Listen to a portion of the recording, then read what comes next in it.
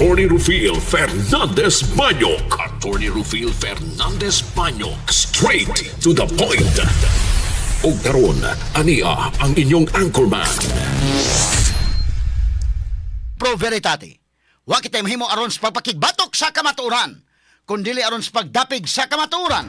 Straight to the point. Luzon, Visayas ug Mindanao, Pilipinas ug sa katawhan kutob sa mabot sa tong Sibya sa tibuok kalibutan via internet. Maimbuntag og kumusta live gikan sa Queen City of the South, Cebu City, Philippines. Welcome nining atong tulumanon ug inyong tulumanon. Straight to the point. Kini gyapon niyo boss nga nagad sa kahanginan sa kasamang Rufil Fernandez Banyok. Mao'y padaya makiguban kaninyo nining laing adlaw sa atong pagpakigbisog.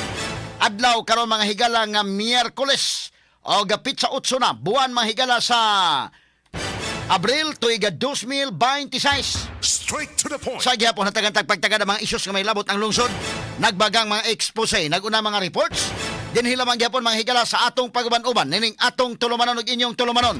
Straight to the point. Nagunas to may skutanan karon nga buntaga mga kaigsunan, usa ka low pressure area kon LPA gibantayan karon sa pag-asa gawas sa Philippine Area of Responsibility kon PAR. Straight to the point. Sa maning kalakihan may gala pati kalagiting kaya sa init mga sukit tig paminaw. Mamahit ang kainit pero doon na karoy gimonitor ang pag-asa nga low pressure area. Kini taliwa sa nasinati nga grabeng kainit, no? Ang maong LPA giingong dunay taas nga tsansa nga mulambo ngadto sa usa ka bagyo. Straight to the point. Pagkatanig pagtagad na butaga mga higala sa atong pagbanuban nining atong tulumanon ug inyong tulumanon. Straight to the point. Sa pikas bahin, transport cooperatives peligro mo shutdown sa ilang operasyon tungod sa misulbong pa nga presyo sa mga produktong petrolyo. Straight to the point. Nasayran nga pipila ka mga POV units ang wa na mamasahero tungod sa dako ng gasto sa lana. Straight to the point. Medyo lisod gyud kayo ng mga panahon na intawon mga sukit tig paminaw taga-tanig pagtagad na butaga sa atong pagbanuban sa nining atong tulumanon ug inyong tulumanon. Straight to the point. 20 pesos nga kilo sa bugas humay mahimong mapalit sa mga barangay sa Cebu City. Straight to the point. Og sa laing bahin na usa ka Subuanon, arita sa good news sa mga kagilaan. Nagatap sa bag-o lang natapos nga 2026 Civil Engineers Licensure Examinations.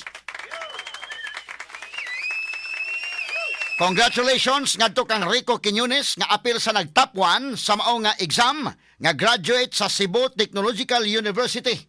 Straight to the point. Nakakuha kini og passing score nga 94.10. Congratulations nining estudyante higala sa Cebu Technological University. Straight to the Sa point. kauluhan, laing Pinay nakala sa Haifa, Israel human maigo sa missile attack. Taliwa sa nagpadayong kagubot didto sa Middle East.